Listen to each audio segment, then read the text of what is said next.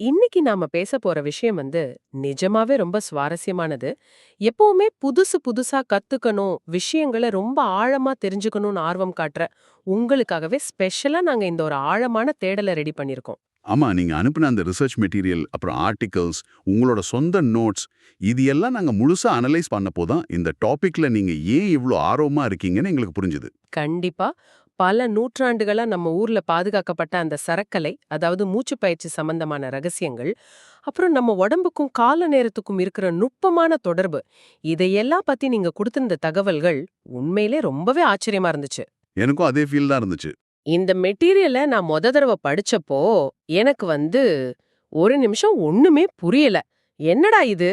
ஒரு வேலைய ஆரம்பிக்கிறதுக்கு முன்னாடி, நம்ம மூச்சு வலது நாசில போகுதா, இல்ல இடது நாசில போகுதான்னு கவனிச்சு, அத நாமளே செயற்கையா மாத்தி விட்டா, அந்த வேலையோட ரிசல்ட்டே மாறிடுமா? அப்படி ஒரு கேள்வி வர்றதே ரொம்ப சகஜம்தான். ஆமா.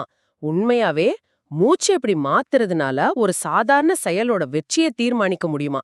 இப்படி ஒரு ஆச்சரியமான கேள்வி எனக்குள்ள வந்துச்சு. சரி, இத கொஞ்சம் விரிவாவே பிரிச்சு பாப்போம்னு உங்களுக்காகவே இந்த டாபிக்கே இன்னைக்கு நம்ம எடுத்திருக்கோம். உங்களுக்கு அந்த ஆச்சரியம் வந்ததுல தப்பே இல்ல. ஏன்னா நெறைய பேர் இதெல்லாம் வெறும் ஒரு பழங்கால நம்பிக்கைனோ, இல்லனா ஏதோ ஆன்மீக சடங்குன்னோ தான் இன்னைக்கு வரைக்கும் நினைக்கிறாங்க. கரெக்ட். அது ஒரு மித் மாதிரி ஆயிடுச்சு. ஆனா நீங்க கொடுத்த இந்த நோட்ஸ பாக்குறப்போ இதுக்கு பின்னாடி எவ்வளோ பெரிய சயின்ஸ், அதாவது உடலியல் மற்றும் நரம்பியல் அறிவியல் இருக்குன்னு ரொம்ப தெளிவாவே புரியுது. அந்த சயின்ஸ் பேக்கிங் ரொம்ப ஸ்ட்ராங்கா இருக்குல்ல? எக்ஸாக்ட்லி. இந்த பிராக்டிஸ் பின்னாடி இருக்கிற சயின்ஸை எவ்வளோ லாஜிக்கலா அவங்க விளக்கியிருக்காங்கங்கிறத என்னை ரொம்பவே இம்ப்ரெஸ் பண்ணுச்சு. இந்த அலசலோட முக்கிய நோக்கமே என்னன்னா, நம்ம மூச்சு, உடம்போட பேலன்ஸ், அப்புறம் இயற்கையோட விதிகள், இது மூணையுமே நம்ம அன்றாட வாழ்க்கையில எப்படி ரொம்ப சாதுரியமா பயன்படுத்திக்கலாம் அப்படிங்கறத தெரிஞ்சுக்கிறது தான். ஆமா. ஏன்னா மூச்சுக்கும் நம்ம மூளைக்கும் இருக்கிற அந்த நேரடி கனெக்ஷனா இந்த ரெக்கார்ட்ஸ் ரொம்ப அழகா படம் போட்டு காட்டுது. கண்டிப்பா. அதத்தான் நாம இன்னைக்கு டீகோட் பண்ண போறோம். இப்போ நீங்க அனுப்புன குறிப்புகள்ல ஒரு முக்கியமான கேள்வி இருந்துச்சு. அத நாம முதல்ல அட்ரஸ் பண்ணிடலாம்னு நினைக்கிறேன். சரி, சொல்லுங்க. அதாவது, நாம ஒரு வேலைய தொடங்கறதுக்கு முன்னாடி மூச்ச ஒரு நாசில இருந்து இன்னொரு நாசிக்கு செயற்கையா மாத்துறோம்னு வச்சுப்போம். ஆனா அந்த மாற்றம் பாத்தீங்கன்னா வெறும் ஒரு 5ல இருந்து 10 நிமிஷத்துக்கு மட்டும்தான் அப்படி இருக்கு. ரைட். அதுக்கப்புறம் மாறிடும். ஆமா. அதுக்கப்புறம் நம்ம மூச்சு ஆட்டோமேட்டிக்கா அதோட பழைய இயற்கையான சுழற்சிக்கு திரும்பிடுது. இது ஏன் இப்படி நடக்குது? இப்படி நாமளா மூச்ச மாத்துறதும், அப்புறம் அதுவே பழைய நிலைமைக்கு திரும்புறதும், நம்ம உடம்புக்கு ஏதாச்சும் ஒரு ஆபத்தையோ இல்ல ஒரு பிரச்சனையோ ஏற்படுத்துமா? இந்த சந்தேகம் எனக்கும் வந்துச்சு. இதுக்கு என்ன சயின்டிபிக் காரணம் இருக்குன்னு நம்ம பார்க்கணும். இங்க ரொம்ப சுவாரஸ்யமான விஷயம் என்னன்னா, இப்படி நம்ம மூச்சு திரும்பவும் இயற்கையான நிலைமைக்கே போறது எந்த வகையிலும் ஒரு பிரச்சனை கிடையாது. இது இந்த ரிசர்ச் பேப்பர்ஸ் ரொம்ப ஆணித்தரமா சொல்லுது. ஓ, இது பிரச்சனை இல்லையா? சுத்தமா கிடையாது. சொல்லப்போனா இது நம்ம உடம்போட அந்த ஆட்டோனாமிக் நர்வஸ் சிஸ்டம், அதாவது தன்னியக்க நரம்பு மண்டலம் ரொம்ப பெர்ஃபெக்டாவும் 100% ஆரோக்கியமாவும் வேலை செய்யுது அப்படிங்கிறதுக்கான ஒரு சூப்பரான அறிகுறி. அப்படியா? அது எப்படி? இதை நீங்க புரிஞ்சுக்கணும்னா மெடிக்கல் சயின்ஸ்ல சொல்ற ஹோமியோஸ்டாசிஸ் அப்படிங்கிற ஒரு கான்செப்டை நம்ம பார்க்கணும். ஹோமியோஸ்டாசிஸ் அப்படின்னா? ஹோமியோஸ்டாசிஸ்னா ஒன்றும் இல்ல, நம்ம உடம்போட உள்நிலை சமநிலை. நீங்க சும்மா உட்காந்துட்டு இருக்கும்போது கூட உங்க மூளை ஒரு செகண்ட் கூட ரெஸ்ட் எடுக்காம உங்களை மானிட்டர் பண்ணிட்டே இருக்கு. பேக்ரவுண்ட்ல ரன் ஆயிட்டே இருக்கு. ஆமா. உங்க உடம்போட இப்போதைய டெம்பரேச்சர் என்ன, சாப்பிட்ட சாப்பாடு எந்த அளவுக்கு டைஜஸ்ட் ஆகியிருக்கு, இந்த செகண்ட்ல உங்க உடம்புக்கு எவ்வளோ எனர்ஜி தேவைப்படுது, இப்படி எல்லாத்தையும் அது கால்குலேட் பண்ணிக்கிட்டே இருக்கு. ஓஹோ, அப்போ நம்ம மூளை சூப்பர் கம்ப்யூட்டர் மாதிரி பேக்ரவுண்ட்ல ரன் ஆயிட்டே இருக்கு. அப்போ நாம மூச்ச மாத்துறப்போ அது எப்படி ரியாக்ட் பண்ணுது? கரெக்ட். அந்த சூப்பர் கம்ப்யூட்டர் கிட்ட நீங்க உங்க தேவைக்காக செயற்கையா மூச்சை மாத்தி ஒரு கமாண்ட் கொடுக்குறீங்க. உடனே உடம்பு என்ன பண்ணோம்னா, சரி ஓகே ஏதோ கேக்குறாங்க அப்படின்னு அந்த சின்ன மாறுதலை எந்த எதிர்ப்பும் இல்லாம ஏத்துக்கும். ஓகே, முதல்ல அக்செப்ட் பண்ணிக்கும். ஆமா. ஆனா ஒரு 5-10 நிமிஷம் போன உடனே உடம்போட ஒட்டுமொத்த தேவைய மூளை மறுபடியும் செக் பண்ணும். இவங்க மூச்சை மாத்திட்டாங்க, ஆனா உள்ளுக்குள்ள டெம்பரேச்சரையும் டைஜஷனையும் நான் மெயின்டைன் பண்ணணுமே அப்படின்னு சொல்லிட்டு உடம்போட தேவைக்கு ஏத்த மாதிரி திரும்பவும் அந்த பழைய ஹோமியோஸ்டாசிஸ் சமநிலைக்கே மூச்சை கொண்டு வந்துரும். எக்ஸாக்ட்லி. இதுதான் நம்ம உடம்போட மிகச்சிறந்த டிஃபென்ஸ் மெக்கானிசம். இதை நாம ஒரு குறையா பார்க்கக்கூடாது. இது இயற்கையோட ஒரு அற்புதமான டிசைன். இங்கதான் விஷயம் ரொம்பவே இன்ட்ரெஸ்டிங்கா மாறுது. நம்ம உடம்பு நமக்காகவே ஒரு பெரிய செக்யூரிட்டி சிஸ்டமா எப்பவுமே அலர்ட்டா வச்சிருக்குன்னு நினைக்கும் போது நிஜமாவே ஆச்சரியமா இருக்கு. ஆமா.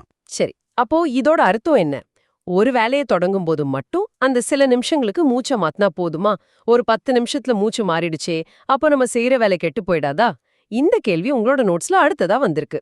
ஆமா, அந்த பாயிண்ட் ரொம்ப முக்கியம். இதுக்கு பதில் சொல்ற மாதிரி எனக்கு ரொம்ப பிடிச்ச, நான் அடிக்கடி யூஸ் பண்ற ஒரு ஃபர்ஸ்ட் கியர் எக்ஸாம்பிள வச்சு இதை எக்ஸ்பிளைன் பண்ணலாம்னு நினைக்கிறேன். சொல்லுங்க, அந்த ஃபர்ஸ்ட் கியர் எக்ஸாம்பிள் இந்த இடத்துக்கு ரொம்ப ஆப்டா இருக்கும். இப்போ நீங்க ஒரு பெரிய ரொம்ப வெயிட்டான ஒரு லாரி மாதிரி சரக்கு வண்டிய ஓட்ட போறீங்கன்னு கற்பனை செஞ்சுக்கோங்க. அந்த வண்டி இப்போ நின்ன இடத்துல இருக்கு. அத நகர்த்த தொடங்கும் போது தான் உங்களுக்கு ரொம்ப அதிகமான பவர் தேவைப்படும். கரெக்ட். அந்த ஆரம்ப விசை. ஆமா, வண்டியோட மொத்த வெயிட்டையும் தாண்டி அத முன்னாடி தள்ளணும். அதுக்காக தான் நம்ம ஃபர்ஸ்ட் கியர் யூஸ் பண்றோம். ஆனா வண்டி கொஞ்சம் மெதுவா நகர்ந்து ஒரு குறிப்பிட்ட ஸ்பீட ரீச் பண்ணதுக்கு அப்புறம் அது ரொம்ப ஈஸியா அதோட ஃப்ளோல போக ஆரம்பிச்சிடும். எக்ஸாக்ட்லி. அதுக்கப்புறம் நீங்க ஃபர்ஸ்ட் கியர்லயே வண்டி ஓட்ட வேண்டிய அவசியமே இல்ல. தேர்ட் கியர், ஃபோர்த் கியர்னு மாத்திட்டு ஸ்மூத்தா போயிட்டே இருக்கலாம். அதே லாஜிக் தான் இங்கேயும். ரொம்ப கரெக்டா சொன்னீங்க. ஒரு வேலையை தொடங்கும் போது மட்டும் அந்த ஆரம்ப கட்ட உந்துதலுக்காக, அந்த இனிஷியல் புஷ்ஷுக்காக மூச்சை மாத்தினா போதும் அப்படிங்கிற ஒரு ஐடியா எனக்கு தோணுது. இது சரியா? இது ரொம்பவே நுட்பமான மிகச்சரியான ஒரு உதாரணம். இந்த ஃபர்ஸ்ட் கியர் லாஜிக் எப்படி சரக்கலை சாஸ்திரத்தோட அடிப்படை விதியோட அப்படியே மேட்ச் ஆகுதுன்னு நம்ம கவனிக்கணும். அது எப்படி மேட்ச் ஆகுது? ஏன்னா சரக்கலையோட மொத்த தத்துவமே இந்த தொடக்கம், அதாவது இனிஷியேஷன் அப்படிங்கிற விஷயத்தை மையமா வச்சு தான் இயங்குது. இது இன்னும் கொஞ்சம் பிராக்டிக்கலா நம்மூர் வழக்கப்படி சொல்லணும்னா, நம்ம வீடுகள்ல ஒரு நல்ல காரியத்தை ஆரம்பிக்கிறதுக்கு முகூர்த்தம் குறிப்பாங்க இல்லையா? ஆமா, நல்ல நேரம் பாப்பாங்க. அது மாதிரி தான் இதுவும். ஒரு செயலுக்கான விதையை நாம எந்த நேரத்துல தூவுறோம் அப்படிங்கிறது ரொம்ப முக்கியம். அந்த தொடக்க புள்ளியில உங்க உடம்புல சரியான எனர்ஜி ஓடிக்கிட்டு இருந்தா, அந்த செயலுக்கான முழு மோட்டிவேஷனும் பவரும் அங்கே கிடைச்சிருது. அப்போ அந்த ஸ்டார்டிங் பாயிண்ட்ல நாம குடுக்கிற அந்த எனர்ஜி தான் மொத்த ப்ராசஸையும் முடிவு பண்ணுதுன்னு சொல்றீங்களா? ஆமா, அந்த ஃபர்ஸ்ட் கியர் வண்டி மாதிரி உங்க வேலை நகர்ந்துரும். அதுக்கப்புறம் உங்க உடம்போட ஒட்டுமொத்த தேவைக்காக மூச்சை இயற்கையாவே மாத்தினாலும் கூட, நீங்க தொடங்கின அந்த செயலோட பவர் கொஞ்சமும் குறையாது. ஆஹா, பவர் குறையாது. எந்த ஒரு பெரிய தடங்களும் இல்லாம அந்த வேலை வெற்றிகரமா முடியும் அப்படிங்கிறது தான் நீங்க கொடுத்த இந்த ரிசர்ச் மெட்டீரியல் சயின்டிஃபிக்கா விளக்குது. இது அப்படியே டெய்லி லைஃப்ல எப்படி அப்ளை பண்ணலான்னு பாத்தீங்கன்னா, இப்போ நீங்க ஒரு பெரிய பிசிக்கல் ஒர்க் பண்ண போறீங்க, இல்ல ஒரு டஃப்பான மீட்டிங்கை ஃபேஸ் பண்ண போறீங்கன்னா, அதுக்கு உடம்புல உஷ்ணமும் அக்ரெசிவான எனர்ஜியும் தேவை. கரெக்ட். அதுக்கு வலது நாசில மூச்சு ஓடும்போது ஆரம்பிக்கிறது நல்லது. அதுவே ரொம்ப அமைதியா உட்கார்ந்து ஒரு கிரியேட்டிவான ஆர்டிக்கல் எழுத போறீங்க, இல்ல ஒருத்தர்கிட்ட ரொம்ப சாஃப்டா பேச போறீங்கன்னா, உடம்பு குளிர்ச்சியா ரிலாக்ஸ்டா இருக்கணும். அப்போ இடது நாசில மூச்சு ஓடும்போது ஆரம்பிக்கிறது பெஸ்ட். இது ரொம்ப பிராக்டிக்கலான அப்ரோச். ஆமா, இந்த பிராக்டிக்கல் அப்ளிகேஷன் கேட்கறதுக்கு ரொம்பவே கிளியரா இருக்கு. இதுதான் இந்த ஆக்ஷனபிள் இன்சைட் அப்படின்னு சொல்லலாம். ஆனா இது எல்லாம் கேட்கும்போது எனக்குள்ள ஒரு தர்க்க ரீதியான சந்தேகம் வருது. என்ன சந்தேகம் இருக்கு? அந்த நேரத்துல நாமளா குறுக்கிட்டு இயற்கைக்கு எதிரா மூச்சை செயற்கையா மாத்தினா உடம்போட அந்த நேச்சுரல் ரிதம் பாதிக்கப்படாதா? நல்ல கேள்வி. இது உண்மையிலேயே கொஞ்சம் யோசிக்க வேண்டிய விஷயம்தான். நாம செய்யற இந்த சின்ன குறுக்கீடு உடம்போட அந்த மாபெரும் மெக்கானிசத்தை கன்ஃபியூஸ் பண்ணிடாதா? இது ரொம்ப பிரில்லியண்டான கேள்வி. இத பத்தி நீங்க கொடுத்த சோர்ஸ் மெட்டீரியல்ல ரொம்ப டீடைல்டா டிஸ்கஸ் பண்ணிருக்காங்க. இத நம்ம கொஞ்சம் பெரிய பிக்சர்ல வச்சு பார்க்கணும். எப்படி பார்க்கணும்? ஒரு குறிப்பிட்ட செயலுக்காக கொஞ்ச நேரத்துக்கு மட்டும் மூச்சை நாம மாத்துறது உடம்போட பேலன்ஸை எந்த விதத்திலும் கெடுக்காது. ஏன் அப்படின்னா, இங்க சிறிய தூண்டுதல், அதாவது மைக்ரோ ஸ்டிமுலஸ் அப்படிங்கிற ஒரு கான்செப்ட் அவங்க முன்வைக்கிறாங்க. Micro stimulus. ஆமா, நீங்களா மூச்சை மாத்துறது அப்படிங்கிறது உங்க நர்வஸ் சிஸ்டம்க்கு நீங்களே விரும்பி கொடுக்கிற ஒரு சின்ன சேலஞ்ச், ஒரு சின்ன கமாண்ட், அவ்வளவுதான். ஒரு சின்ன சேலஞ்சுன்னா இதை எப்படி நாம டே டு டே லைஃப்ல ரிலேட் பண்ணலாம்? ஒரு எக்ஸாம்பிள் சொல்ல முடியுமா? கண்டிப்பா. இதை நம்ம எல்லாரும் பண்ற ஒரு ரெகுலர் விஷயத்தோட கம்பேர் பண்ணலாம். இப்போ நம்ம ஜிம்முக்கு போறோம், அங்க போய் வெயிட் லிஃப்டிங் பண்றோம், இல்ல ட்ரெட்மில்ல வேகமா ஓடுறோம்னு வச்சுப்போம். ஓகே. அந்த நேரத்துல நம்ம என்ன பண்றோம்?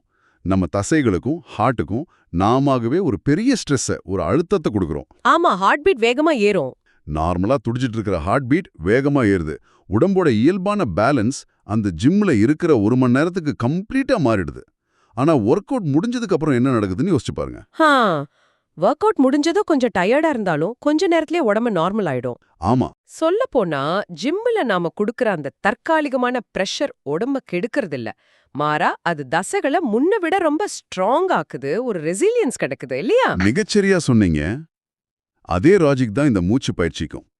இந்த 5லிருந்து 10 நிமிஷம் நாம மூச்சை மாத்துறதும் நர்வஸ் சிஸ்டம்க்கு நாம கொடுக்கிற ஒரு சின்ன ஜிம் ஒர்க் அவுட் மாதிரி தான். ஓஹோ, அப்படி வச்சுக்கலாமா? ஆமா, இதுல உடம்புக்கு எந்த தீங்கும் வராது.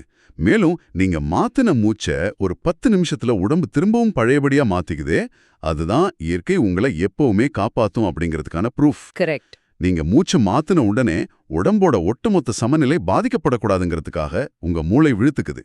விழுத்துக்கொண்டு எந்த டேமேஜும் ஆகாம பழைய சுழற்சியை மீட்டு எடுக்குது. அப்போ இது ஒரு டிஃபென்ஸ் மெக்கானிசம் மாதிரி வேலை செய்யுது. எக்ஸாக்ட்லி. ஆக இது இயற்கைக்கு எதிரான ஒரு போர் கிடையாது. இயற்கையோட இணைந்து உடம்ப இன்னும் கொஞ்சம் விழிப்புணர்வா வச்சுக்க நாம செய்யற ஒரு சின்ன ட்ரைனிங் மட்டும்தான். இத கேட்கும்போது நிஜமாவே ஒரு நிம்மதி கிடைக்குது. நம்ம உடம்பு எந்த அளவுக்கு ஒரு ஸ்மார்ட்டான சிஸ்டம்னு நினைக்கும் போது ரொம்பவே கிரேட்டா இருக்கு. ஆமா, நம்ம உடம்பு ரொம்ப ஸ்மார்ட். சரி, இது ஒரு சின்ன ட்ரைனிங், இதனால பிரச்சனை இல்லைன்னு சயின்டிஃபிக்கா கிளியர் ஆயிடுச்சு. ஆனா ஹியூமன் சைக்காலஜி அப்படின்னா மனுஷங்க சில சமயம் ரொம்ப பிடிவாதமா இருப்பாங்க. அது உண்மைதான். ஒருவேளை எனக்கு அந்த வேலையோட ரிசல்ட் ரொம்ப முக்கியம், அதனால நான் மூச்சை இயற்கையா மாற விட மாட்டேன் அப்படின்னு முடிவு பண்ணி ஒரு நபர் பல மணி நேரம் மூச்சை தன் போக்குல ஒரு பக்கமாவே ஃபோர்ஸ் பண்ணி ஓட விட்டா என்ன ஆகும்? இயற்கையை மீறி தொடர்ந்து அப்படி செய்யறது ஆபத்தானதா? இந்த ஒரு ஆழமான கேள்வியும் நான் கேட்க விரும்புறேன். இது ரொம்பவே சீரியஸான ஒரு கேள்வி. ஏன்னா இப்படி செய்யறது மிக மிக ஆபத்தான ஒரு நிலைமையில கொண்டு போய்விடும் அப்படிங்கறத இந்த மெட்டீரியல்ஸ் ரொம்ப ஸ்ட்ராங்கா வார்ன் பண்ணுது. ஆபத்தான நிலைமைனா? கொஞ்ச நேரத்துக்கு இயற்கையை நாம வளைக்கலாம், ஆனா தொடர்ந்து இயற்கையை எதிர்த்து நின்னா அந்த ஹோமியோஸ்டாசிஸ் சமநிலை மொத்தமா கொலாப்ஸ் ஆயிடும். இதனால என்னென்ன விளைவுகள் வரும் அப்படிங்கறதையும் அவங்க ரொம்ப டீட்டெயில்டா லிஸ்ட் பண்ணியிருக்காங்க. என்னென்ன விளைவுகள்? இப்போ உதாரணத்துக்கு ஒருத்தர் தன்னோட வலது நாசியில, அதாவது சூரிய கலை அப்படின்னு சொல்ற நாசியில தொடர்ந்து பல மணி நேரம் மூச்சை ஓட செய்யறாருன்னு வச்சுப்போம். வலது நாசிங்கிறது நேரடியா நம்ம உடம்போட சிம்பத்தட்டிக் நர்வஸ் சிஸ்டம், அதாவது ஃபைட் ஆர் ஃப்ளைட் மோடுக்கு தொடர்புடையது. அப்போ அது உடம்புல ஒரு ஹீட்டை உருவாக்கும், கரெக்டா? எக்ஸாக்ட்லி. சூரியனோட தன்மையான அதீத உஷ்ணம் உடம்புல ஏறிடும். இதனால என்ன ஆகும்னா ரத்த அழுத்தம், அதாவது பிளட் பிரஷர் பல மடங்கு ஷூட் அப் ஆகும். எந்த காரணமும் இல்லாம எரிச்சல் வரும், அதீத கோபம் வரும். பிசிக்கலாவும் எஃபெக்ட் ஆகுமா? கண்டிப்பா. ராத்திரியில தூக்கம் வராது. அது மட்டும் இல்லாம உடம்புல ஆசிட் செக்ரேஷன் அதிகமாகி அசிடிட்டி, அல்சர் மாதிரியான கடுமையான செரிமான கோளாறுகள்லாம் அடுத்தடுத்து உருவாக ஆரம்பிச்சிடும். உடம்பு எப்பவுமே ஒரு அலர்ட் ஸ்டேட்ல, ஒரு பதட்டத்திலேயே இருக்கிறதுனால மொத்த சிஸ்டமும் ஹீட் ஆயிடும்.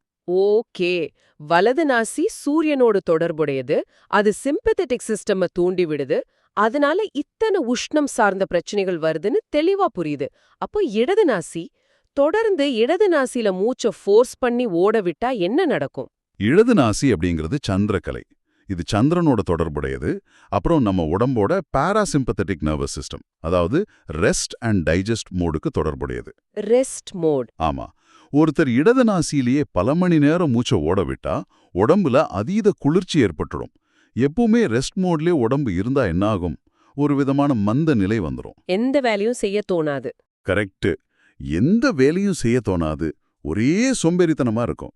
நெஞ்சில சளி கட்டுறது, ஆஸ்துமா மாதிரியான சுவாச பிரச்சனைகள் எல்லாம் ஈஸியா வந்துடும். சைக்கலாஜிக்கல் எஃபெக்ட்ஸ் எதுவும் வருமா? கண்டிப்பா வரும். எல்லாவற்றுக்கும் மேலா உடம்புலையும் மனசுலையும் ஒரு ஆக்டிவ் எனர்ஜியே இல்லாததுனால மனச்சோர்வு, அதாவது டிப்ரெஷன் மாதிரியான பெரிய சைக்கலாஜிக்கல் பிரச்சனைகள் வர்றதுக்கு இதுவே முக்கிய காரணமா அமைஞ்சிரும்னு இந்த ரிசர்ச் ஆழமா எச்சரிக்குது. இது கேட்டும் போதே இயற்கையோட பேலன்ஸ் எவ்வளவு முக்கியம்னு புரியுது.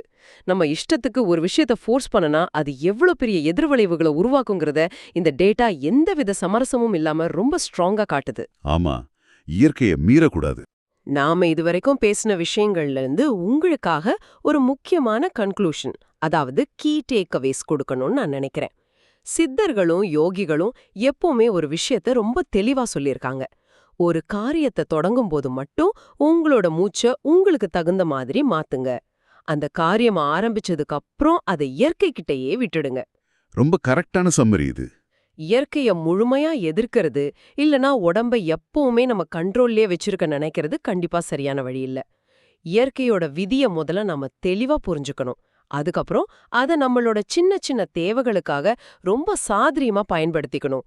இதுதான் உண்மையான சரக்கலை அப்படிங்கறத நாம இன்னைக்கு ரொம்ப சூப்பரா புரிஞ்சுக்கிட்டோம்னு நினைக்கிறேன். 100க்கு 100 உண்மை. இது ஒரு சின்ன உதாரணத்தோட சொல்லணும்னா, ஒரு பெரிய நதி ரொம்ப வேகமா ஓடிக்கிட்டு இருக்கு. நாம என்ன பண்றோம்னா அந்த நதியிலிருந்து ஒரு சின்ன இலைய மட்டும் நம்ம தேவைக்காக சரியான திசையில திருப்பி விடுறோம், அவ்வளவுதான். ஆமா, இலைய மட்டும் திருப்புறோம். ஆனா அந்த நதியே தடுத்து நிறுத்தணும், மொத்த நதியும் ஏன் கண்ட்ரோல்ல கொண்டு வரணும்னு நாம நினைச்சா அது கண்டிப்பா பெரும் ஆபத்துல தான் முடியும். இயற்கையோட சேர்ந்து பயணிக்கிறது தான் எப்பவுமே புத்திசாலித்தனம் அப்படிங்கறதே இந்த மெட்டீரியல்ஸ் ரொம்ப அழகா நிறுவுது. அறிவியலும் அதே தான் சொல்லுது. ரொம்ப அருமையான ஒரு ஒப்புமை இது. இந்த ஆழமான தேடலை முடிக்கிறப்போ உங்ககிட்ட ஒரு சின்ன கேள்வியை விட்டு செல்ல நாங்க விரும்புறோம். கொஞ்சம் அமைதியா உட்காந்து யோசிச்சு பாருங்க. நீங்க இப்போ ரொம்ப ரிலாக்ஸ்டா இந்த உரையாடலை கேட்டுட்டு இருக்கீங்க. ஆனா உங்க மூளை உங்க உடம்போட டெம்பரேச்சரை மெயின்டைன் பண்ண, நீங்க சாப்பிட்ட சாப்பாட்டை செரிமானம் பண்ண, உங்களுக்கு தேவையான எனர்ஜியை கொடுக்க, உங்களுக்கு கொஞ்சம் கூட தெரியாமலேயே ஒவ்வொரு நிமிஷமும் உங்க சுவாசத்தை இடதும் வலதுமா மாற்றி அமைச்சுக்கிட்டே இருக்கு. அது ஒரு மேஜிக் மாதிரி தான். ஆமா, ஒருவேளை உங்க உடம்புக்குள்ள ஒவ்வொரு வினாடியும் இன்னும் என்னென்ன மாயங்களை, என்னென்ன மேஜிக்கல இந்த இயற்கை சுழற்சி சத்தமே இல்லாம நடத்திட்டு இருக்கு, அத நம்ம எப்பவாச்சும் ஒரு நிமிஷம் கண்மூடி கவனிச்சிருக்கோமா? இந்த ஒரு ஆழமான சிந்தனையோடு உங்களுக்காக பிரத்யேகமா உருவாக்கப்பட்ட இந்த தேடலை நாங்க நிறைவு செய்றோம். உங்க உடம்ப கவனிங்க, இயற்கையோடு இணைஞ்சிருங்க, தொடர்ந்து புது புது விஷயங்களை தேடி கத்துக்கிட்டே இருங்க.